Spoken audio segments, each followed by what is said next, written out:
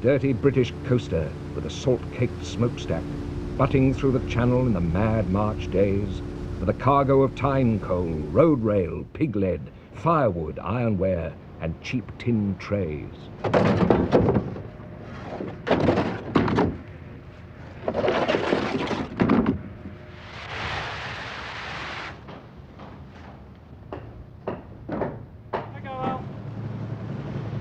The cargoes have changed. The job goes on. The Carrick is a direct descendant of the coaster of John Masefield's poem. Built 31 years ago, she's one of the oldest British coasters still afloat and working. Mass entrance, Carrick. Carrick, mass entrance. Good afternoon, sir. Just leaving your report. I'd like to go away to the southwest when I can. Okay. Thank you. Coasting is carrying cargoes around the British coast and across to the near continent, essentially. As far as I know, it's probably one of the oldest trades in the world.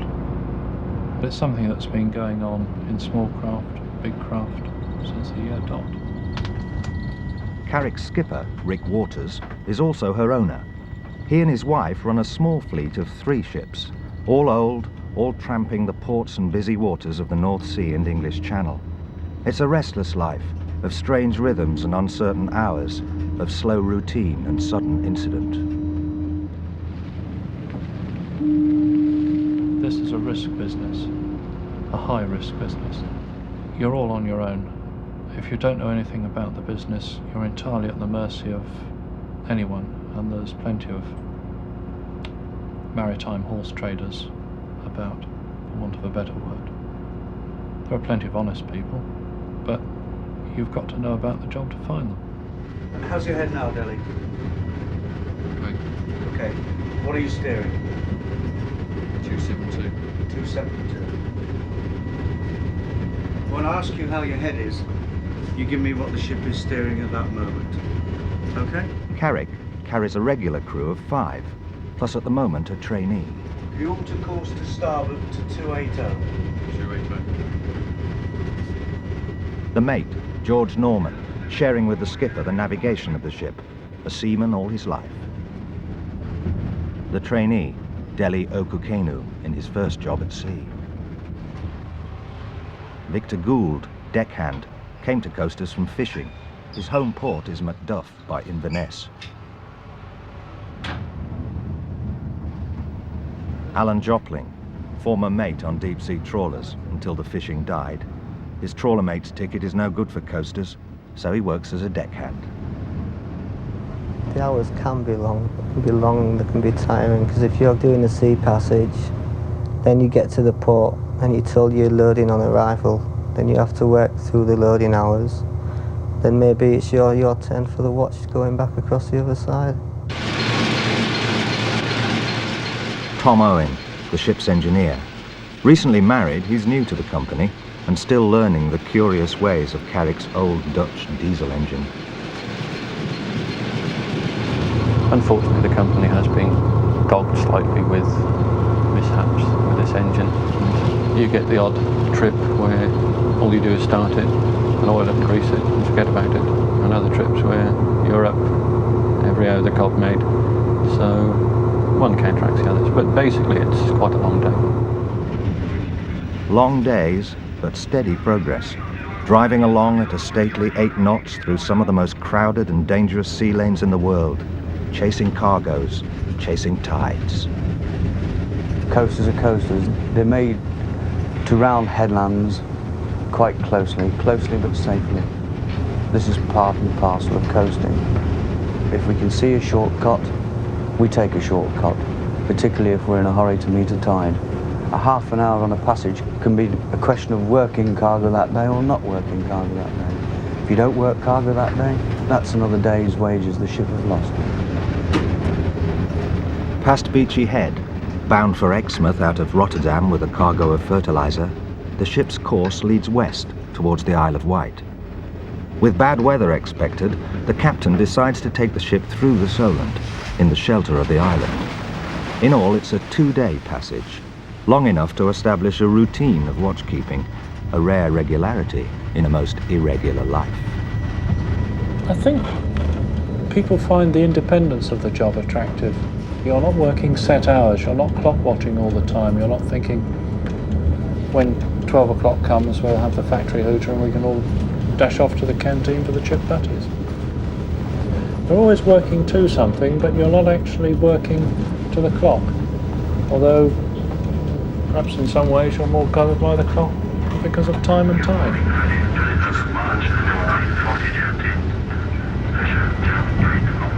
This sort of life, we're all on first name terms. And you don't get respect through the rank. It's no good hiding behind a uniform all the time and saluting. People will soon spot a phony, and they won't work for it. The wind drops away, and by morning only a swell is left.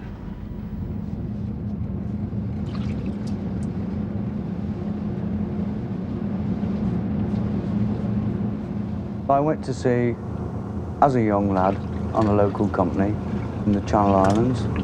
I then joined the Shipping Federation at King George V Dock, London. This is a seafarer's employment agency. Deep sea, you sign on a ship for your voyage. You do your voyage, albeit 4 months or a year. You'd come back, sign off, have your leave, and then report back to the Federation for further employment. I spent 15 years on federated ships. I was forced to take voluntary redundancy 2 years ago. There just weren't the ships around. The Merchant Navy is contracted to a terrifying degree these days. So I stepped from federated ships to this company. When I first arrived on this ship 2 years ago, coming from the Federation, I found it strange. It was strange to get used to the informality, having been used to the formal side of the Merchant Navy. On a ship this size, we tend not to operate any demarcation. And the mate's job is not only to oversee these duties, but to muck in as well. At the end of the day, we're in business, and our business is to get a cargo from A to B in the shortest time possible and as efficiently as we can manage it.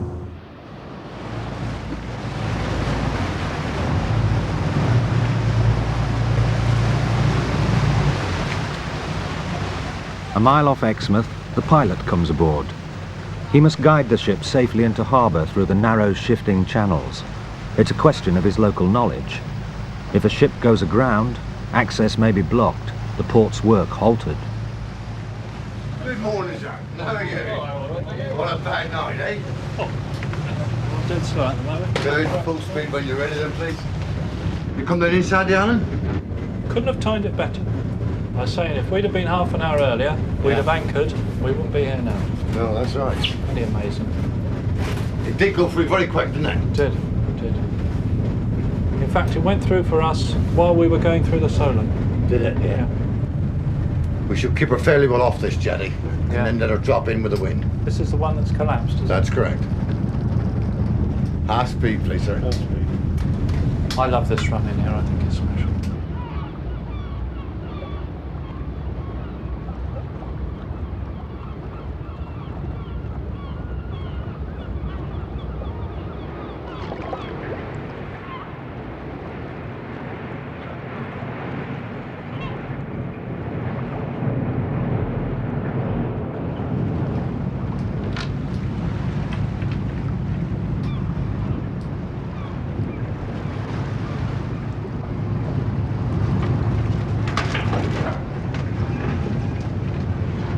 Little check on the spring. Check her, George! Slow speed. Slow speed.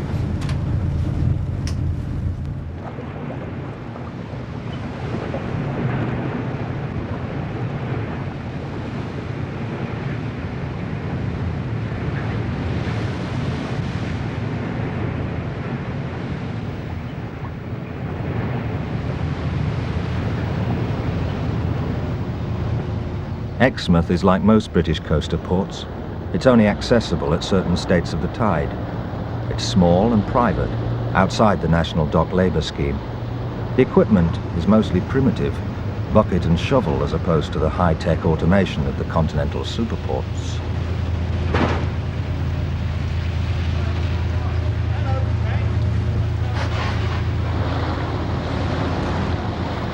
But it's competitive and it's convivial, and with a pub on the quay, it offers a chance of an evening away from the ship's confining spaces.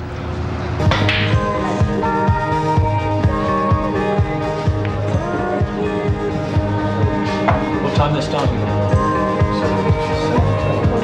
You are going to turn up tomorrow? Yeah, 7 o'clock. Oh, right. Grab a vodka, please.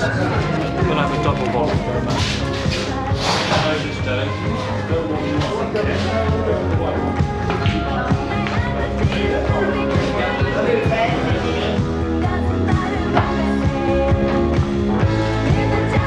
This chap came aboard from the Cascade, right? Oh yeah. About the timber. Oh yeah.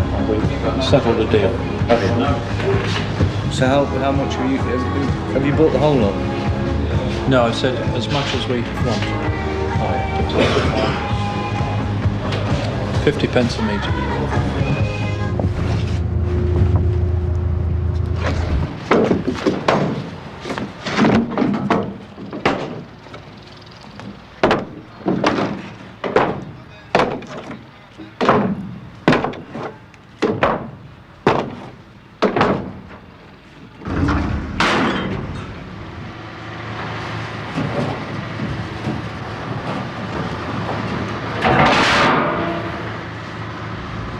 People ask me, well, how do you get cargoes for the ship? I mean, do you bring up people, like in the old days? Do you go around all the agents in one port and try and find a cargo when you're finished discharging?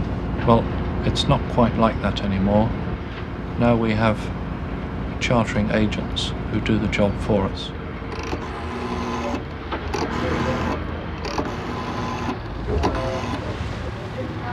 Good morning, Rick Waters for chartering. Hi Tim, how are you? Oh, not bad. Well, we should be finished about 11 o'clock, I think. By the time the pilot gets his bum in gear, I suppose we'll be away about noon. Tim Pompey, about midnight tonight. Carrick's agents in Great Yarmouth work the ship on the spot market. It's a game of chance, waiting to the last minute to book the next cargo, trading the risk of finding no work against the higher cargo rates for late arrangements. The spot market is just what it means. You can discharge a cargo and have nothing to carry. You have no orders and perhaps not the possibility of any for a day, maybe 2 days, when your chartering agent will receive a telex from somebody who needs to load a cargo the next day, and you're on the spot. You're put in for it, you're accepted. Accepted, that is, subject to a hold inspection. The next cargo in Portsmouth will be grain. Before loading can start, any trace of the fertiliser must be swept and washed away. And damage to the hold's timber floor must be repaired. This floor, strangely called the ceiling, is a constant concern. The ceiling now tends to be a little bit like a patchwork quilt. So we do have 1 or 2 problems in maintaining it, particularly after a bobcat discharge. If the driver's not very careful, he tends to rip the ceiling up. There's this coaster that's being cut up. I've been in contact with the chap over the last 2 weeks, and I went out there Saturday afternoon, and he's got a load of timber that he wants to get rid of. Obviously it's no good to him out there, unless he wants to build a bloody raft or something. And it would be ideal if we could get hold of it, but it means laying out several hundred quid in cash. Well, after it's been in for a couple of trips, it won't look any different from anything else.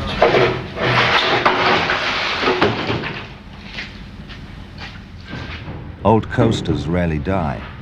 Assaulted by scavengers and cannibals, their parts take on a new existence, re-enlisted in the battle to keep cargoes moving. A battle in which beauty must be sacrificed to business. We tend to laugh it off and talk amongst ourselves of being on an old rust bucket.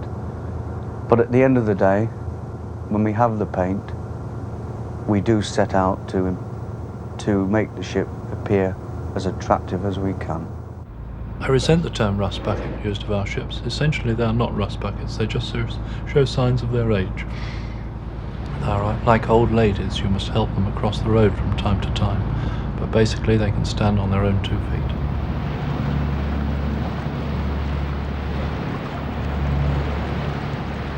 Out of Exmouth, in ballast, bound for Portsmouth. For the trainee, Dele Okukenu, it's the last trip before a fortnight's leave and a month's study at the sea training school. It's his first real break since he joined the ship 8 months ago. Well, originally I wanted to go deep sea, but because of the recession, there's not many jobs going in that area. So this was the second choice. I think I was a bit disillusioned. I didn't really think the ships like this were around that much, but it's worth it for the job. Steer 110. 110. I'm a bit iffy about staying on at the moment. Don't know if I still want to make a career out of it or not. It'd be better than being something like a truck driver, I reckon.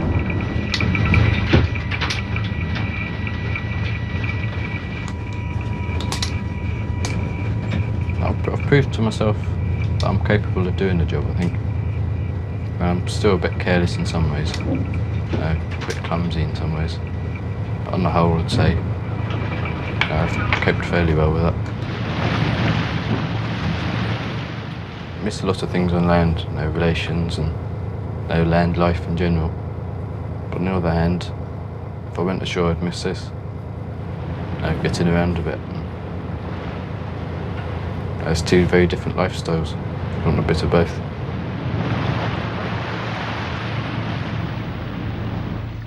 Portsmouth, and rain stops play. It may also stop pay. On this ship, we're paid a salary. On top of this salary, we're paid a cargo bonus. The more cargoes we do, the more we earn. Once we start working a grain cargo, any rain whatsoever, we have to close the holds. The load may take 3 or 4 days, depending on the weather. We may lose our next cargo. If we lose the next cargo, we lose the cargo bonus. Come on, George. The bloke said the hatch was wet. A little bit damp. Yeah. Yeah. Did he There's say? nothing we can't pull Well, out. no, I know you can't, but I mean, I thought it was a bit... Did he say we couldn't load? No, he didn't say that. No, to he me. didn't say that. No, No, he said he told me he was He quite said happy. it would be ready by 7 o'clock in the morning. Certainly will. Yeah. Yes. Well, I mean, Without we a could shadow of a load doubt. this afternoon if we really Without a want. shadow of a doubt, we're ready to I know. mean, if it's a question of Yeah. time being signed on or being signed off, we But we're not... really got to know this now, not tomorrow But morning. you're not going to start now, are we? No, but Well, it we are looks like ready. it. We are ready. 7 o'clock in the morning. That's right. Yeah. Right. 7 o'clock in the morning, it will be wide open. Right, you are then.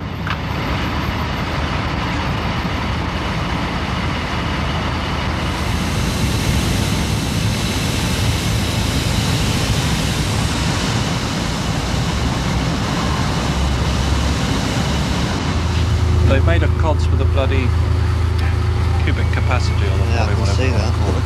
It's going in at 52 instead of about 54.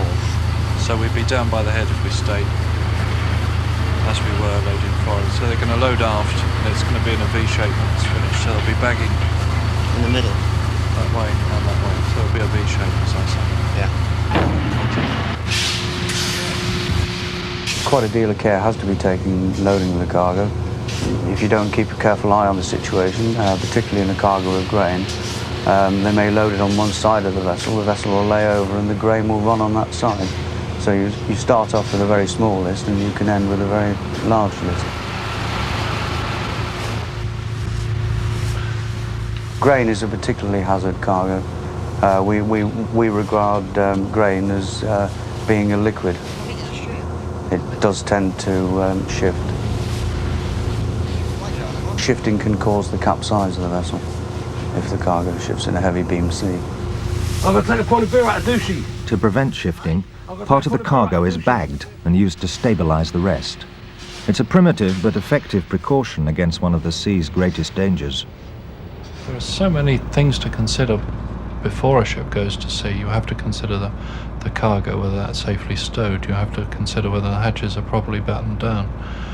You have to consider whether the crew are ready to go to sea. They may have been working 24 hours and everybody's due for a break. Always too hard, but looks like plenty of spaghetti bolognese, Victor. Yeah? If the skipper is the owner, he has an extra consideration. Why don't you just take the bread out and leave the tray up the top? Basically, if he's a good owner, it shouldn't conflict with the judgment that he would make anyway. 5 out of 6 cylinders cough into life. The 6th is blanked off, temporarily out of order. One of the ship's 3 generators is also packed up. The autopilot throws occasional fits, so it's back to steering by hand. Give her a bit more than 200 or something. The destination, in Belgium, is 36 hours away.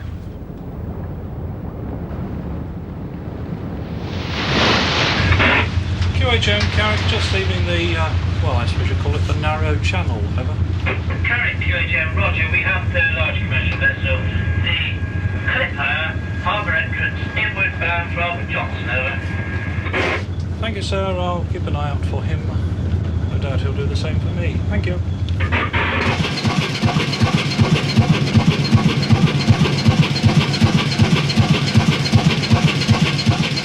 I've always liked engines. Machinery sort of fascinates me. I think about the age of 4, I helped various people, or hindered them, pulling their cars apart. I spent 12 years in the Royal Navy and left there, came to sea on the coast. This was my 3rd or 4th ship on the coast.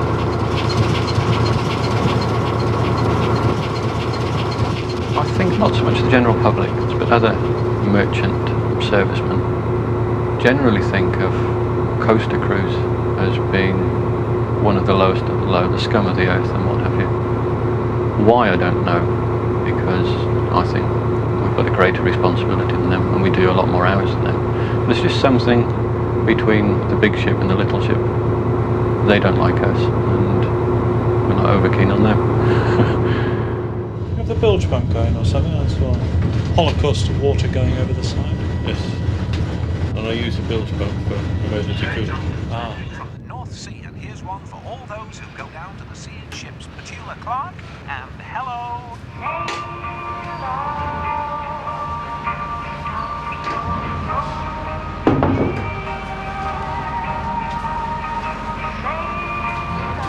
I learned to cook, well, I watched other people, copy off them. With Yorkshire pudding, I did have a disaster, and noticed in a cake tray, whatever you call it, and it didn't rise, so I turned it upside down and made it rise the other way, but it wouldn't do. I've been with this ship for about 3 years on and off, and to me, well, I doubt my mother would approve, but it's my second home, it is. I love this ship.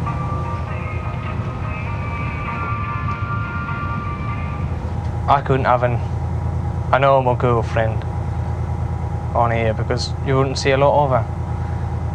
There's no guarantee you go to the same place trip after trip or every other trip, whatever. So I wouldn't have a normal girlfriend, or a steady girlfriend. Is Alan about down there? Yeah, he came down to see if I needed a hand. Ah, good lad, though. So I saw him get the paint out and the paintbrush. As you sail across the sea, all my love is there beside you. In Capri or Amsterdam, Honolulu or Siam, to the harbor. You have to do everything as a deckhand. The working of the hatches, I do watches, cooking. There's always something different.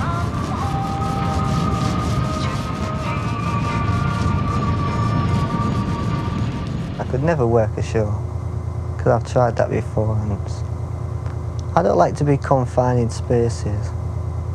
I like to be out in the open. How were the temperatures when you got down there? Warm. In the 80s. 80s. Plenty steam. plenty of steam and things.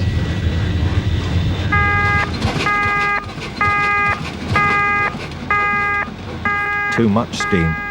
A pipe in the cooling system ruptures. The engine overheats. Everything shuts down.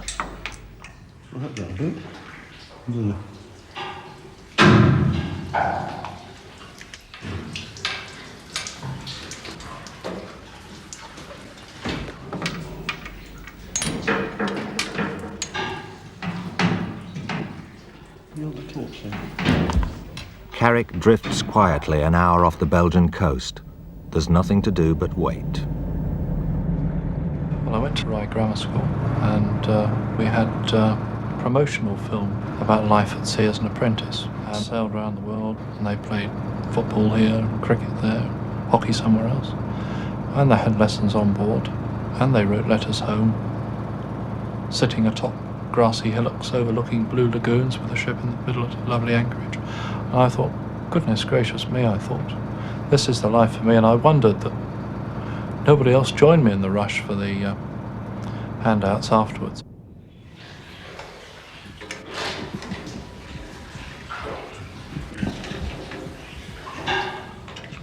I emphasised, I remember well, my sporting attributes, thinking it's what they wanted. Told them I got my school colours for football and I was house cricket captain, I think. I even went putting in case they wanted me to play golf for the ship as well.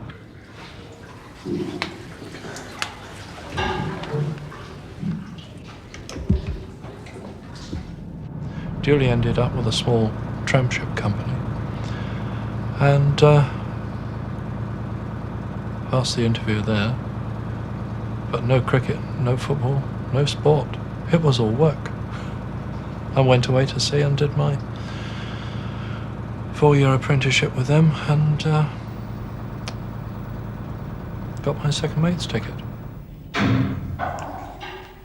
The repairs go on, and with evening approaching, the drift must be stopped.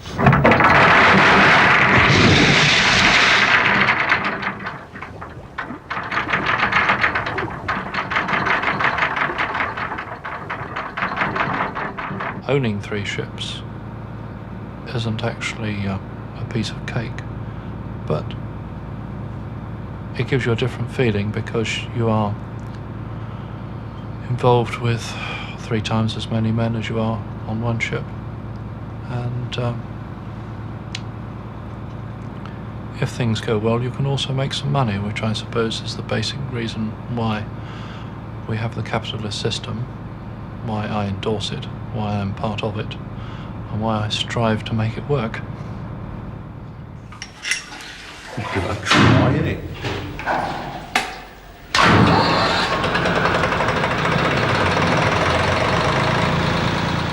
First problem solved. After 3 hours, the generator and the cooling pump revive.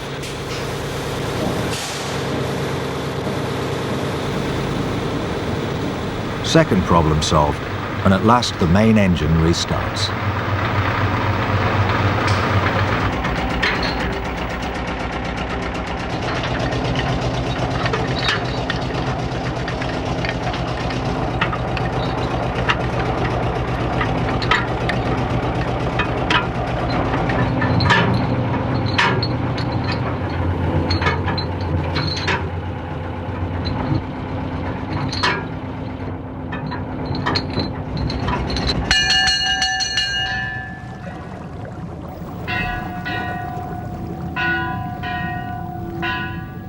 As a capitalist, Rick Waters is not a spectacular success, despite a spell as part-time butler to Edward Heath. 2 years ago, the company nearly went bust, and even now, like its ships, it needs the occasional helping hand. For the crew, basic wages are not high, about £85 a week for a deckhand, £150 for a mate. But board and lodging are included, and cargo bonuses can add another £2,000 or more a year. It's better than average pay for coasters, and this is a happy company. I woke up to a chump. There's monkeys aboard. I really did think what on earth was happening. So I got up to sort of assess the situation. Don't panic. And what had happened is that this particular man had drunk so much alcohol, and he'd wanted to talk to the sailor next door, and he couldn't get in. So he acquired the fire axe and started chopping the door down to get in to see this particular sailor, which worried this particular sailor at the time.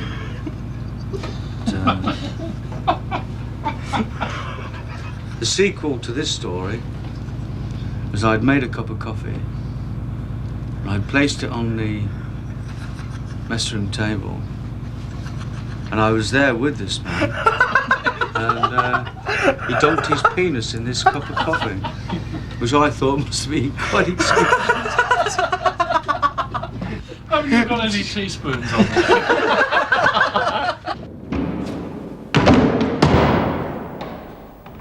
From Antwerp, after discharge, to a canal side in Holland for the 6th cargo of the month. It'll be a good month for bonuses. There's a brisk wind and the threat of gales. The 1-ton bags, potatoes for a chip factory, are awkward to stow safely. Oh! Lay them over. Push them over. Get another one in on the top. Push them over now. Too much room. Push them over. They're over again. Hold on. Push over now before we go. Did you see it? Yeah, I saw that, yeah. You know, I really can't see why you couldn't have got those a bit tighter before, really. Look around here. Look at that down there, look. Well, of course, what happens then when the ship goes to sea and rolls? All these potatoes go either one side or the other. These woods have to be filled.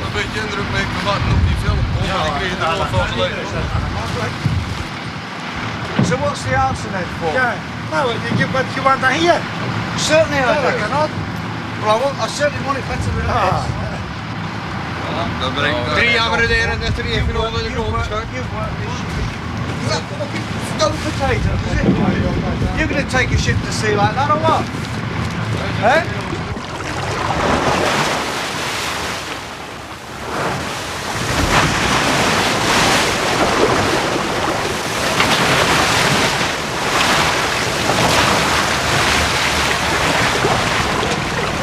You get stresses on a ship through the weather, through the working of the waves, the ship moving about. You get the stress on the crew. If you're rolling about in a heavy sea, you've got to look after yourself all the time. It's a strain, you're bracing against everything, every movement. You can't cook properly, so you start going without food. You become exhausted, and it's then you get problems. Situations arise you can't deal with. You suddenly find you're on a lee shore and the engine keeps breaking down.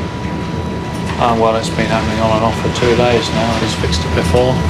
He'll fix it again, and all of a sudden you find you're a mile off the beach, the wind's blowing you on, and Christ, he hasn't fixed it again.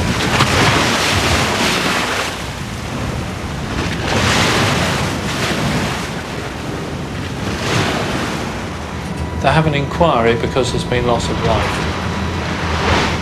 And the inquiry is carried out in a courtroom where everybody's been having a full night's sleep, they're getting regular meals, and they just cannot understand why so-and-so did what he did.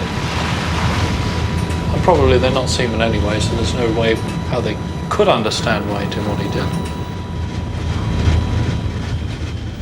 The Union Star, lost with all hands off the Cornish coast in 1981, was just one of more than 30 coasters come to grief in the last 10 years. Such catastrophes, together with the routine hazards of the job, wet and rolling decks, cramped working spaces, sharp edges, give it one of the highest accident rates of any industry. And as an industry, coasting is changing, declining in numbers of ships, but holding its own in terms of tonnage carried. The old ship-shaped coasters are being replaced by expensive barge-like boxers carrying more cargo.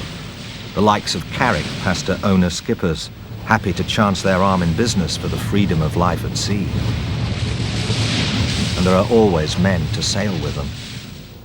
I'm a married man with 2 sons, a mortgage, a car, a budgie, a bird, a goat, a cow, a dog. I have a very ordinary home life. I really am just an ordinary seafarer, doing a job that I don't consider any more difficult than, say, a miner's job. I've talked to lots of fishermen about it, and they think it's a holiday. They think you have such an easy life. Well, I've been fishing myself. I know it's hard, but they have their easy times as well. This job's just as hard as what theirs is. I mean, you go through the same kind of weather and things like that. You work odd hours, you work long hours. If we wanted to know where we were going all the time, we'd go on a ferry. And then we didn't know exactly where we'd be at any hour of the day or night. We know exactly when we were going on leave. We'd all get more pay, and we'd all hate it. It's this sort of life where you think, well, goodbye Wisbech, we've had 2 days here and that's enough. A week later we're going back to Wisbech. Oh great, we can go in the so-and-so and see so-and-so. Yeah, smashing. And you're in there in the morning and out in the afternoon and you don't see anyone at all. But you don't mind too much because you were in Wisbech 2 weeks ago anyway.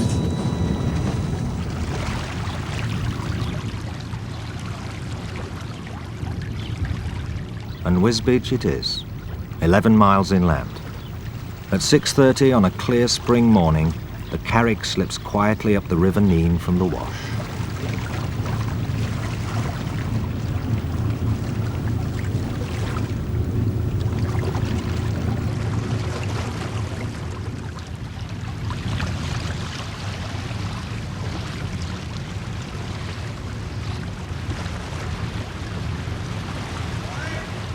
If you talk to somebody ashore, maybe, they'll say to you, what's the coast there? You have to say, I don't know, you tell them that it's like Merchant Navy, but on a smaller scale. Like some people, you say you go to these places that you go to, like Wisbech and places. They don't know there's a small port. They don't know there's a port there or anything like that. They just think it's a village or a town or something. But these ships can get into places that other ships can't.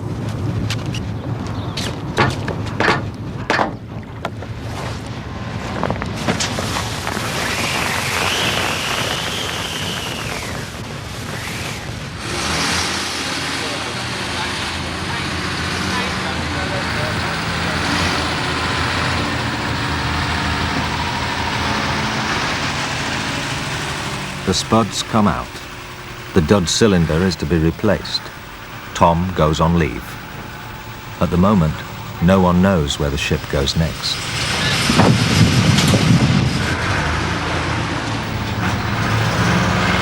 The mad March days slowly give way to summer, usually a quiet time on the coast.